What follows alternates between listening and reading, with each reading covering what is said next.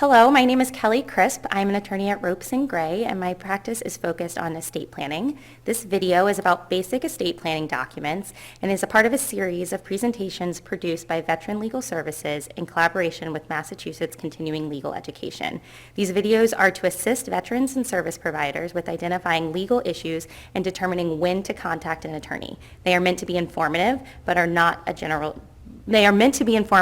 general resource. Veterans who need legal assistance with specific situations should contact Veterans Legal Services at 857-317-4474 to see if they qualify for legal representation. As I mentioned, I'm going to be talking about basic estate planning documents, including wills, powers of attorney, and healthcare proxies. A good place to start is with why you should be thinking about this, why you even need these documents. And the main reason is to ensure the welfare of your family, to make sure that your assets are disposed of exactly according to your wishes, and also it provides an opportunity to name guardians for minor children. It's also a way of ensuring that if there are other people outside of your family that you want to provide for, including friends and charities, that you can do that as well. These documents, these basic estate planning documents, can be divided into roughly two categories: documents that are for planning for death and documents that are planning for incapacity. And we're going to talk about each of these documents, including a will, powers of attorney, and healthcare proxies in a little bit more detail. So we'll start off with a will. The main purpose of a will is to provide for a distribution of assets owned in the decedent's sole name at death, or your probate assets. And I'll explain that in a little more detail next. It's also to provide for payment of debts, expenses, and taxes, to appoint a guardian of minor children, and to appoint personal representatives.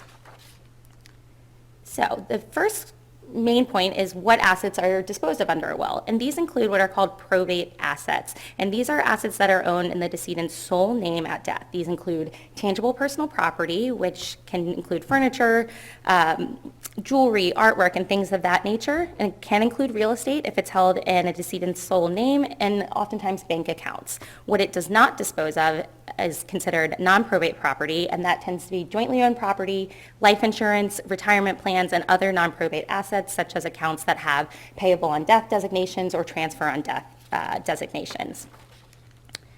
So we'll first jump in and talk about the disposition of property under a will. And this are roughly two categories of property that you should be thinking about. That includes your tangible personal property and then everything else. Your tangible personal property, as I mentioned, is jewelry, artwork, furniture, cars, collectibles, things of that nature.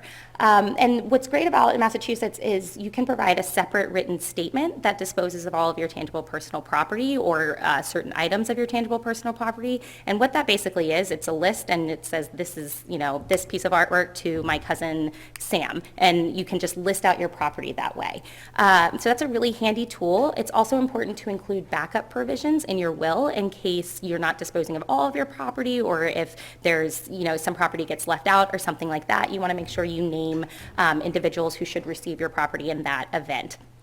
The reason separate written statements are also handy is because the formalities around executing these documents is far less compared to a will. You can update this separate statement at any time just by writing it out, typing it out, and then signing and dating it. So it's a really handy way to kind of keep up to date with who you want to receive your tangible personal property.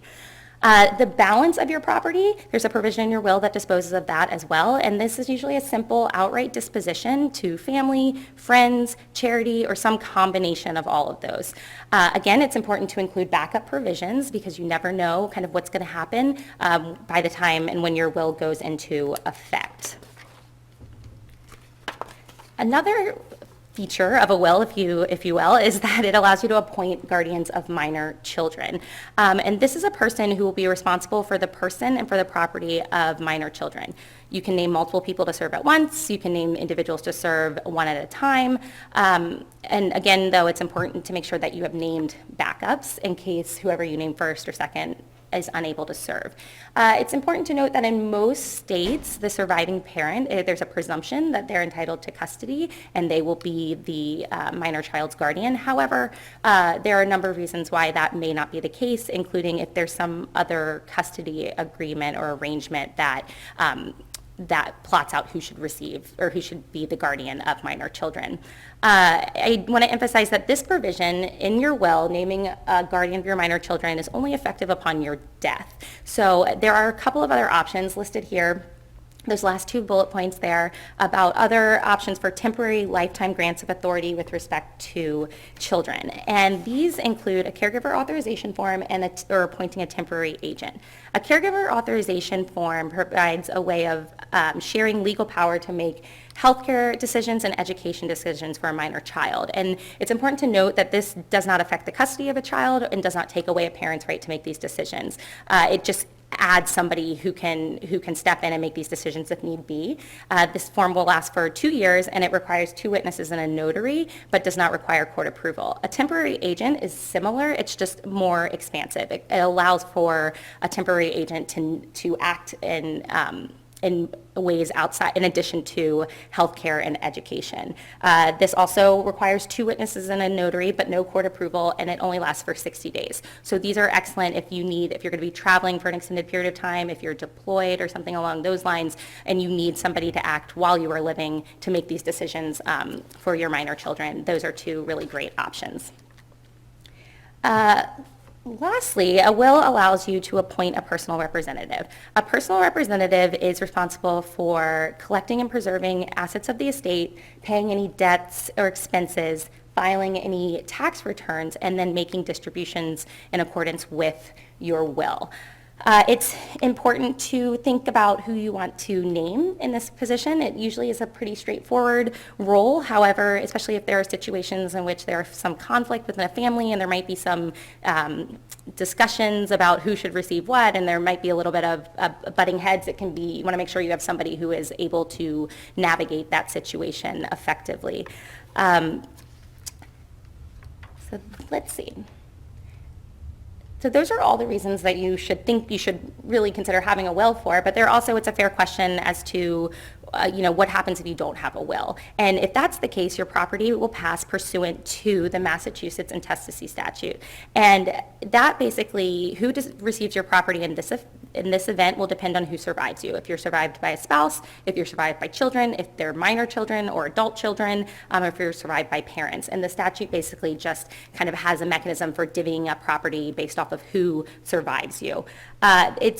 A lot of times people think that gets pretty close to what I would do in my will anyway, but the fact of the matter is there are certain family members that aren't included in an intestacy statute, so grandparents, cousins, aunts and uncles, friends, charities, other people and organizations that you might want to leave property to would not be included under an intestacy statute. Also, you can't name guardians. The only way you can name guardians is in a will, and that's really important if you have minor children.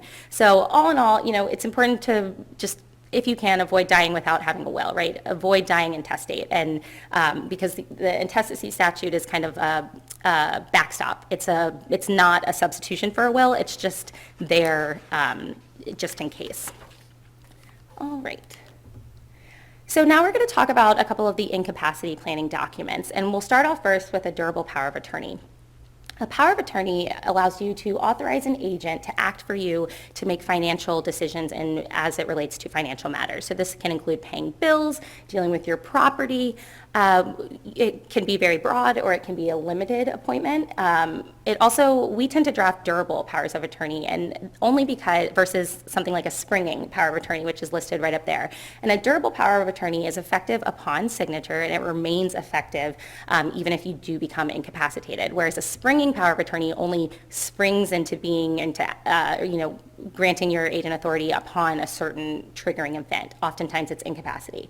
And the fact of the matter is, you never really know, like when you are going to need somebody to act as your agent pursuant to a durable or to a power of attorney, it tends to be they need to act quickly, they need to act efficiently, and you really don't know what the situation is going to require. So that's why we tend to draft powers of attorney that are quite broad and are durable so that an agent can act at any moment. One of the partners in my group says oftentimes that with limitation comes limited utility, and that's really important to keep in mind when you're thinking about wanting to limit the authority that you are granting your agent under this document. That again, you never know when you're going to need this document, but you do know it's likely going to be somebody's going to need to act quickly and efficiently. And if they're limited, that's going to slow down this process, which really isn't what you want. So again, it's important to think about, who you want to name to fill this role, and it should be somebody that you trust and somebody you know that is going to have your best interest in mind. You also want to name an alternate, right? You want to name multiple people in case, your first choice can't act or is unable to act.